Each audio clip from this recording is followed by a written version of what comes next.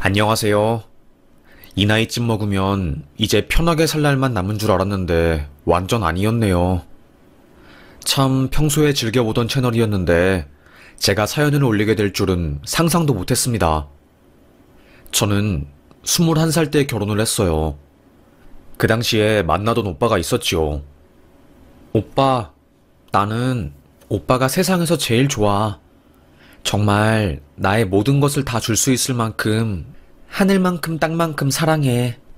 순이야, 오빠도 마찬가지야. 저희 둘은 여느 다른 커플과 다름없이 달콤한 말을 주고받으면서 사랑을 키워가고 있었습니다. 그때 오빠, 나 생리를 안 해. 뭐라고? 그게 갑자기 무슨 소리야? 생리를 안 한다니. 정말이야? 진심이야?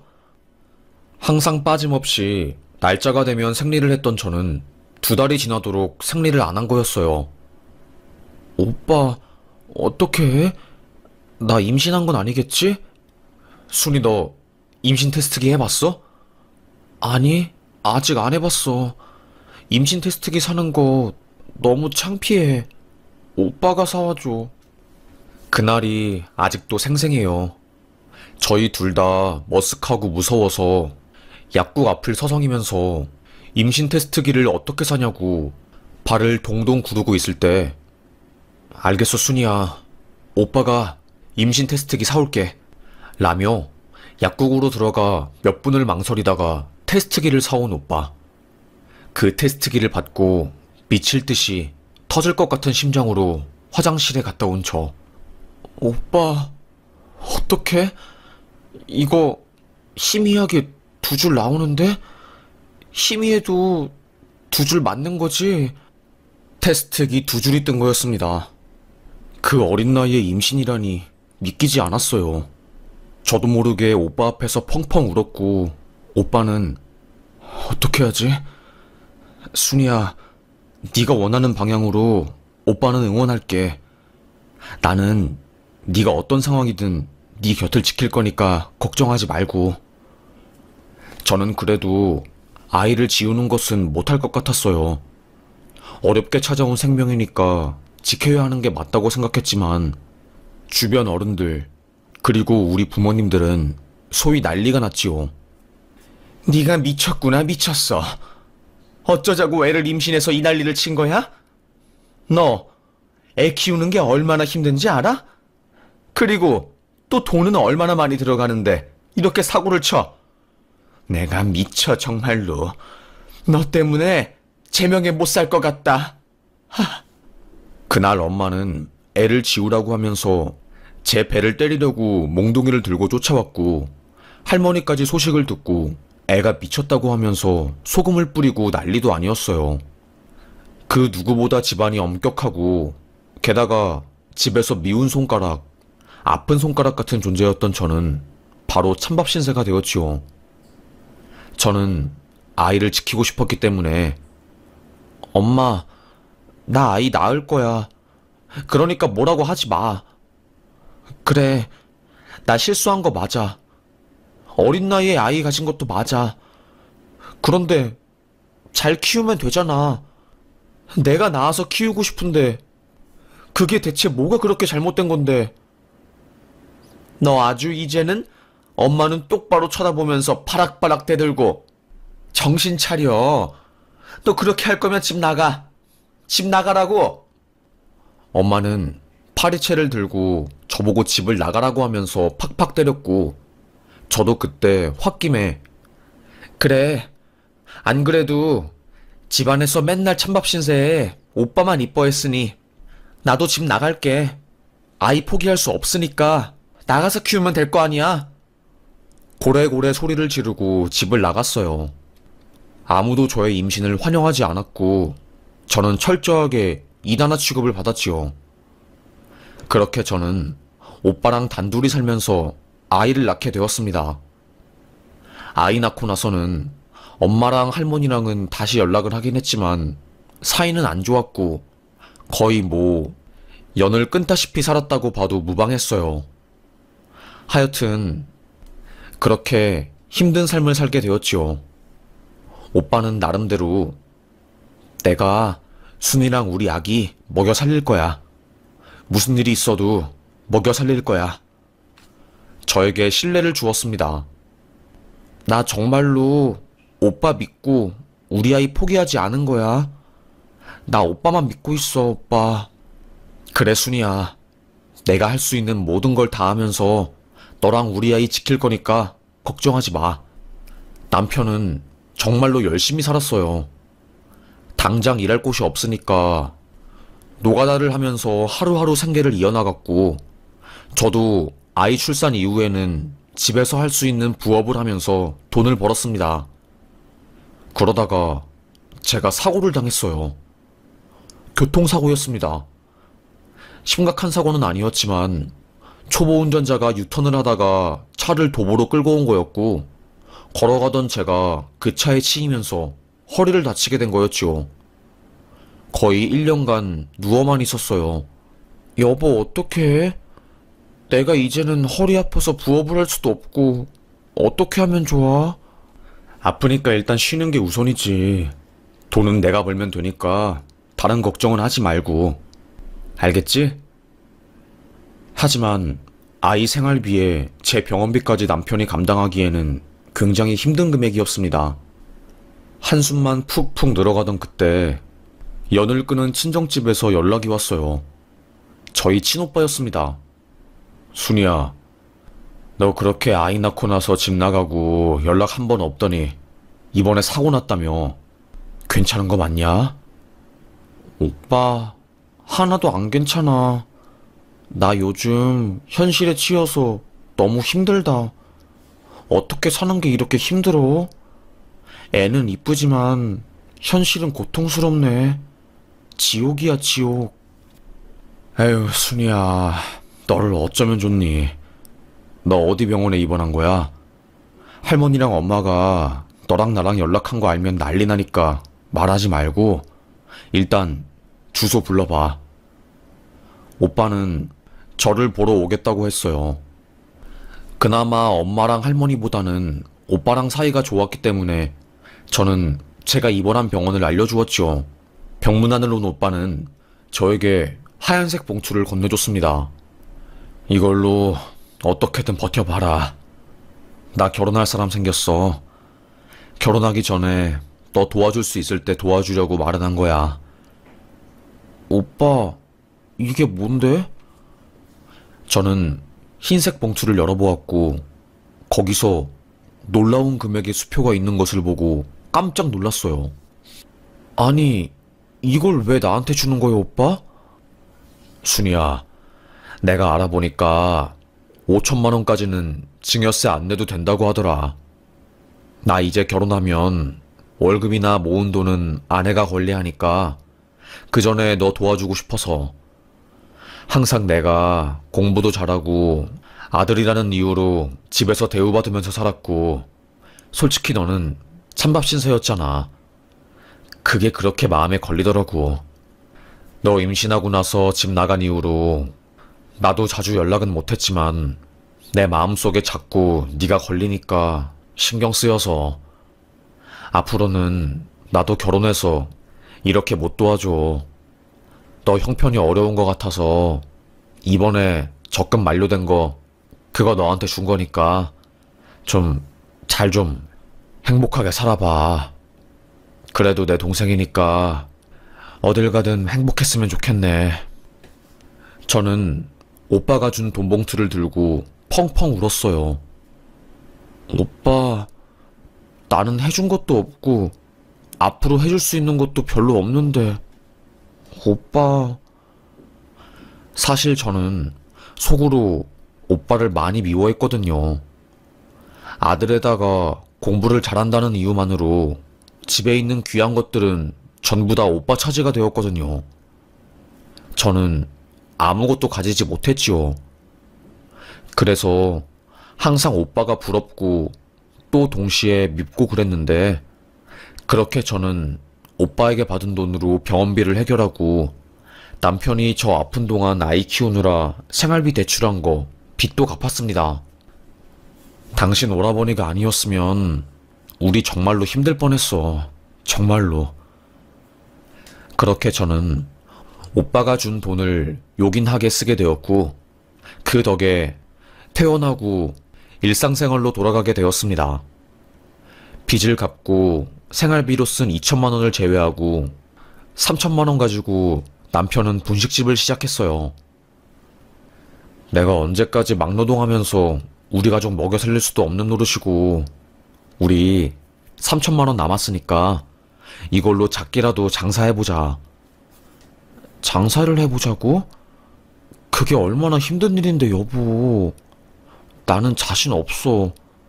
그리고 오빠가 준 돈이라서 함부로 쓰지도 못하겠고. 그건 그렇지. 그런데 나는 이번이 마지막 기회라고 생각을 해.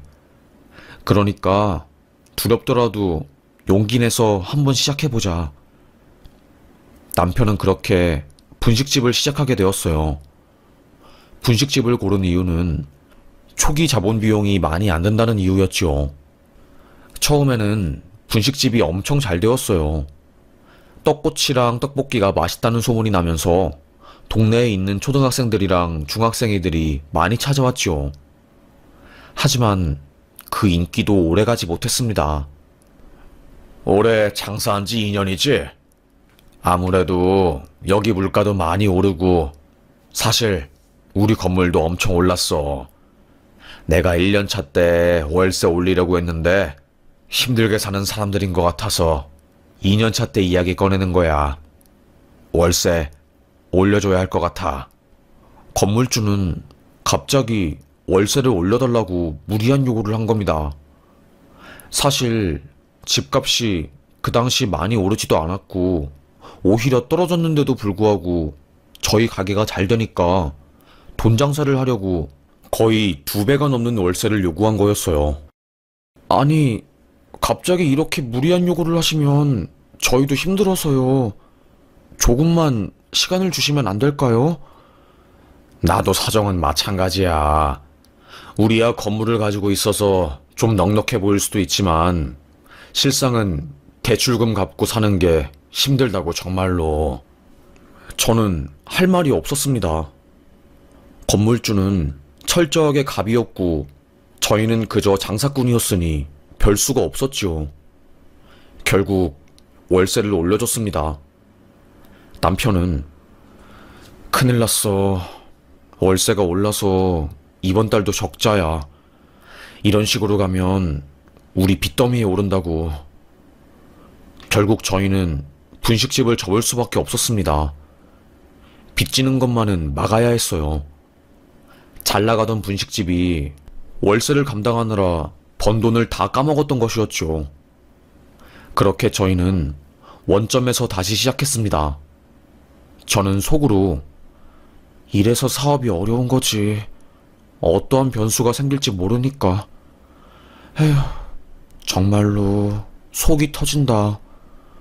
그냥 분식집 사업하자는 거 뜯어 말릴걸. 내가 미쳤지. 후회가 되었습니다. 그렇게 저는 아픈 허리를 이끌고 아르바이트를 하면서 아이를 키웠고 남편은 막노동을 하다가 거기 소장님이 자네는 키도 크고 성격도 좋은데 얼굴도 잘생겼으니 이런 노가다판에서 낭비될 인재가 아니야. 내가 아는 사람이 있는데 이번에 영업사원을 뽑는다네. 영업사원이라서 학력이나 뭐 다른 게 필요한 건 아니고 성격 같은 거를 많이 보나 봐. 제의가 온 거였어요. 여보, 어떻게 할까? 나는 평생 노가다만 할 줄 알았지. 양복 입으면서 회사 생활을 해본 적이 없어서 영업사원 일을 잘 할 수 있을지 모르겠네. 당신 무슨 소리야. 좋은 기회지. 요즘 서울에서 4년제 나온 사람들도 직장 구하기 힘들어서 영업사원 하는데 엄청 좋은 기회야, 정말로. 당신 소장님한테 내일 가서 꼭 그 일 한다고 말해. 알겠어. 그렇게 남편은 보험회사에서 영업사원으로 들어가게 되었어요. 소위 말해서 보험 들라고 호객행위 하는 사람이었죠. 그래도 저는 노가다판에서 위험하게 일하는 것보다는 양복 입고 사람 상대하는 게 더 낫겠다고 판단한 거였어요. 그래도 남편이 키도 크고 얼굴도 훤칠하고 인상이 사람한테 신뢰를 주는 인상이라서 서울 노른자 땅에 영업사원으로 배치를 받았어요. 첫 달에는 영업 꼴등을 했지요. 여보, 나는 이 일이 안 맞나 봐. 1등 사원은 막 보너스도 400만 원 넘게 타가고 그런데 나는 뭐야. 진짜 자괴감 들어. 당신 왜 이렇게 약한 모습을 보여? 처음이면 당연히 누구든지 그럴 수 있지. 그리고 처음부터 영업 1등 하는 사람이 어딨어. 영업은 무엇보다 경력이 가장 중요한 일이잖아. 안 그래? 뭐 노하우가 쌓여야지. 사람 상대하는 일이니까. 당신은 지금까지 사람 상대하는 일을 안 해봤으니까 어쩔 수 없고. 그러니까 마음 편하게 천천히 당신이 할 수 있는 선에서 해봐. 역시 우리 여보가 현명하다니까 정말로. 남편은 초반에 굉장히 힘들어했지만 그래도 가족을 책임지겠다는 그 책임감 하나로 열심히 일하더니 결국 여보, 나 1등 했어. 대박이야. 어떻게 이런 일이 생길 수가 있어? 와, 진짜 너무 신난다. 나도 이번 달에는 보너스 넉넉하게 받게 생겼어. 세상에, 나 너무너무 행복해. 정말로 가슴 터질 것처럼 행복하다. 남편과 저, 그리고 아들은 서로 얼싸안고 울었던 것 같아요. 제가 20살 초반에 임신을 하고 가족들이랑 연 끊고 아이를 키우면서 서럽고 힘들었던 적이 많았거든요. 친구들은 클럽 가고 이쁘게 꾸미고 남자친구랑 데이트하고 그러는데 저는 그럴 시간에 아이 키웠으니 자괴감이 장난이 아니었거든요. 그런데 남편이 잘 풀리기 시작하니 뭔가 저도 보상받는 느낌이 들었습니다. 그렇게 남편은 한번 영업 1등을 하기 시작하니까 그 이후로도 계속 영업 1등을 하면서 돈을 어마어마하게 벌어왔어요. 거의 한 달에 1,000만 원이 넘게 월급이 찍히니 제 기준에서는 대박이었지요. 남편은 나도 이제 살맛이 난다. 돈 쓰는 맛이 뭔지 알 것 같아. 우리 아들 녀석 하고 싶은 거 다 하게 해주고 그럴 수 있는 그런 능력이 있는 사람이 되니까 기분이 너무 좋네. 그렇게 아들은 학원도 다니고 문제집도 사고 싶은 거 다 사면서 공부도 열심히 하게 되어서 학교에서 전교 1등을 도맡아서 하게 되었어요. 엄마, 나 요즘 행복하다. 우리 가족 힘든 시절 다 지나간 것 같아서. 엄마도 우리 아들이 행복해하는 모습을 보니까 덩달아서 기분이 좋네. 엄마는 우리 아들이 행복하면 그걸로 됐어. 그렇게 남편은 회사원으로서 열심히 일하게 되었고 저도 좋은 기회를 잡아서 반찬 가게에 출근을 하게 되었습니다. 한 가지 걱정인 것은 아들이 고등학생으로 올라가면서 공부 때문인지 뭔지는 잘 모르겠지만 얼굴에 근심 걱정이 가득한 게 마음에 걸렸어요. 그래도 잘 해결해 나갈 수 있을 거라고 생각하고 크게 신경 쓰지 않고 지나갔습니다. 그렇게 살다가 남편이 전국 영업지사 영업 1등을 한 거였어요.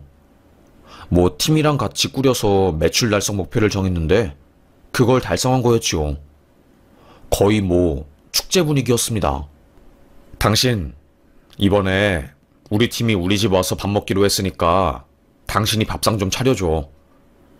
당연하지. 나 일하는 반찬 가게에 말해서 맛있는 것도 좀 사오고 내 솜씨도 발휘해야겠다. 거의 10명이 넘는 남편의 팀원들이 집에 들어오게 되었습니다. 아이고 형수님, 말로만 들었는데 이번에 실제로 뵙게 되었네요. 정말 너무 아름다우십니다. 이야, 아이고 쑥스럽게 정말로.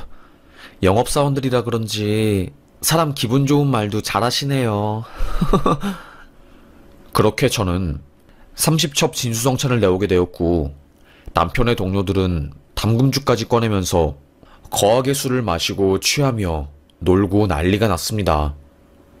다들 취기에 한참 올라서 웃으며 술잔을 기울이고 있을 때 남편과 가장 친한 동료가 갑자기 저에게 그러는 겁니다. 형수님은 정말로 아무것도 모르시네요. 네? 그게 갑자기 무슨 말씀이시죠? 아니 그게 아니라 불쌍해서요. 꽃다운 나이에 결혼해서 분식집 차렸다가 망하고 이제 좀 살만한가 싶었는데 아직도 아무것도 모르시는 것 같아서요. 술에 취한 남편은 소파에 널브러져서 자고 있었고 주변에 살아있는 동료들이 그 사람을 말렸습니다. 아 진짜 황씨, 쓸데없는 소리 하지 마. 괜히 잘 살고 있는 집안을 왜 쑥대밭으로 만들려고 해? 황씨 지금 이혼 준비 중이라서 괜히 이러는 거야? 남의 집에 불 지르지 마 제발. 이제 많이 취했으니까 그만 먹어. 저는 영문을 알 수 없었고 무슨 소리를 하는 건지 궁금해졌어요. 아니, 아무것도 모르다니요. 뭐 저 몰래 남편이 숨기는 거라도 있어요? 괜히 찝찝하게 왜 애매하게 말을 해요? 형수님, 한번 생각을 해보세요. 노가다꾼 출신에 생전 회사 생활 한 번 안 해보고 대학도 안 나온 사람이 어떻게 전국지사 영업 1등을 할 수 있었겠어요? 내세울 거라고는 큰 키와 얼굴, 그리고 좋은 인상인데 그걸로 뭐를 했겠어요? 생각나는 거 없어요? 저는 아무리 생각해도 없었습니다. 왜 이렇게 두루뭉술하게 애매하게 말을 해요? 알 수 없게 정말로?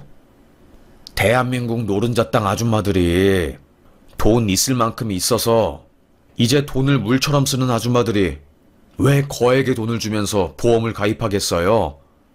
보험 가입해서 보험금 받아봤자 자기네들 재산에 티끌도 영향 안 갈 텐데 왜 다달이 돈 내면서 수백만 원 내면서 보험에 가입했겠어요? 한번 생각해봐요. 그 사람들 외로운 사람들이에요.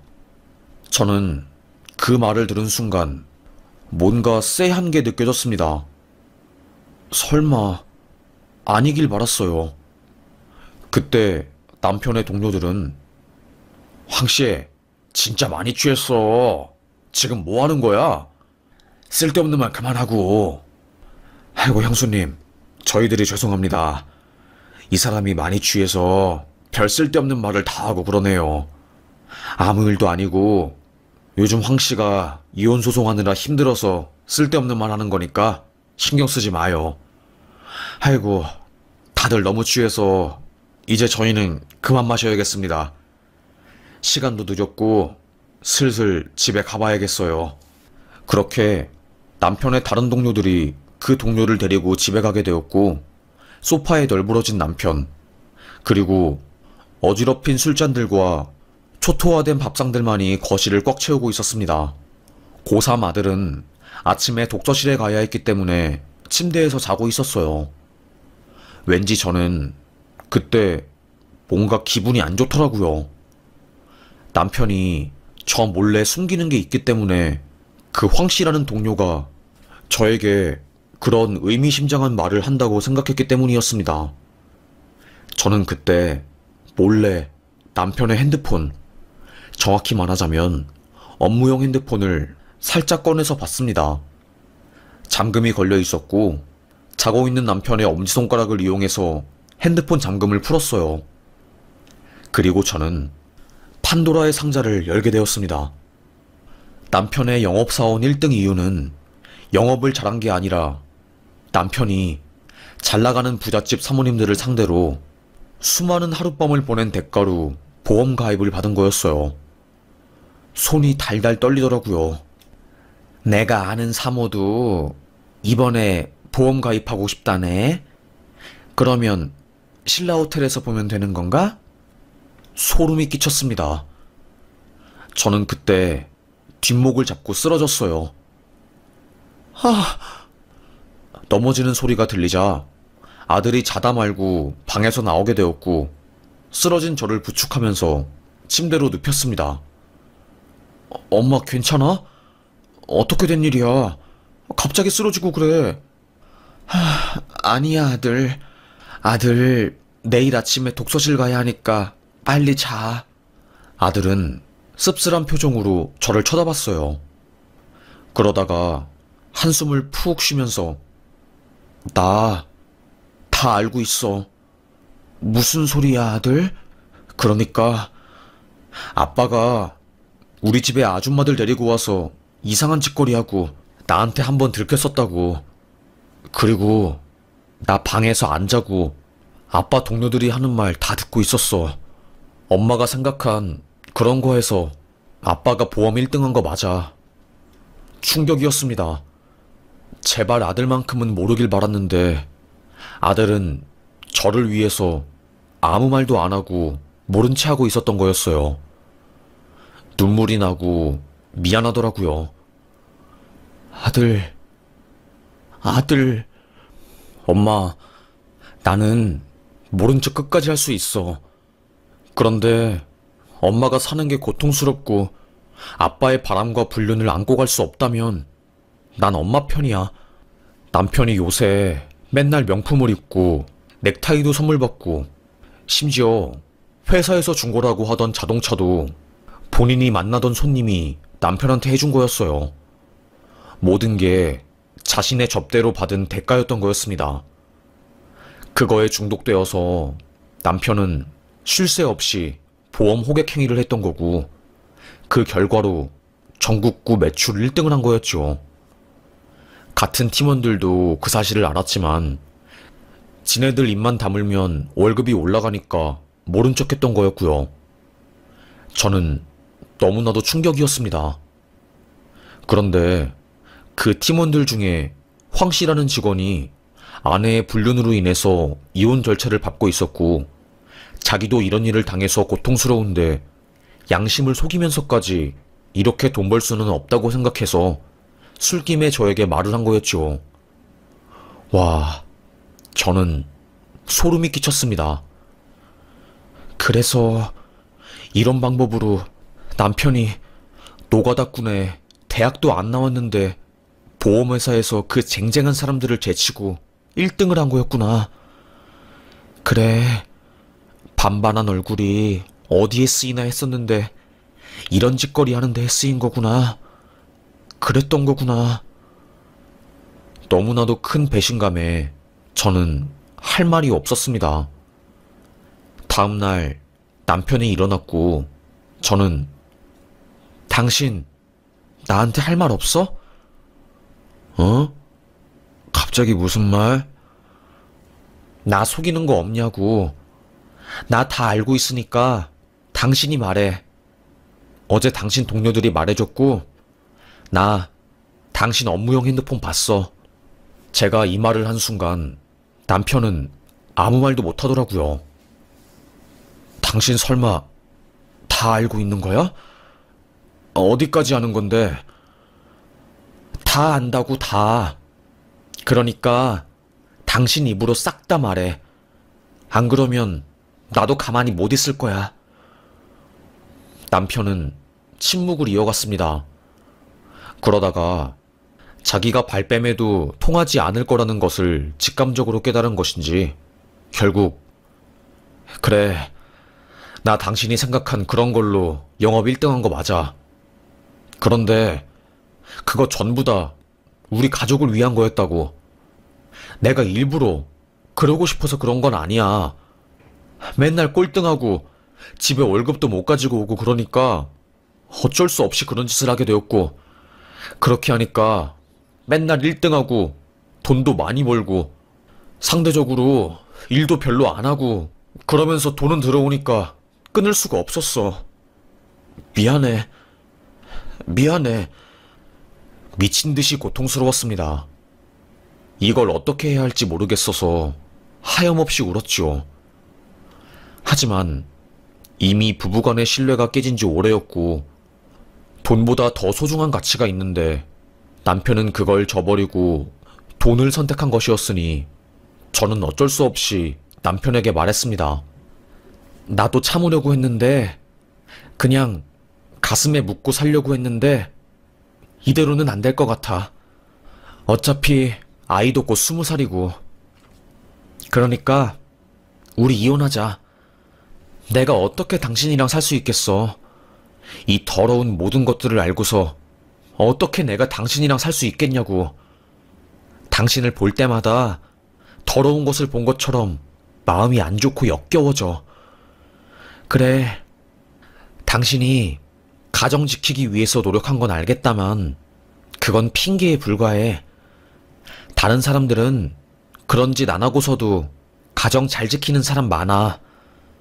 당신은 그저 쉽게 버는 돈에 중독된 것이었고 나 몰래 그런 짓거리 하면서 1등 하는 것에 희열을 느끼는 그런 사람일 뿐이야.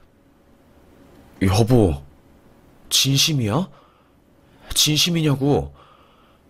그래, 진심으로 이혼하자. 어떻게 그런 말을 할 수 있어?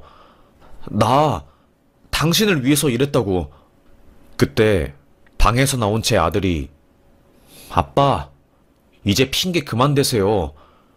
그렇게 우리 가족을 위한 일이었으면 저희 집에까지 그 아줌마들 데리고 와서 그 짓거리 하셨어요? 제가 모를 줄 알았어요? 저도 다 알아요. 아빠가 그 아줌마한테 사랑한다고 한 것부터 시작해서 더한 것들도요.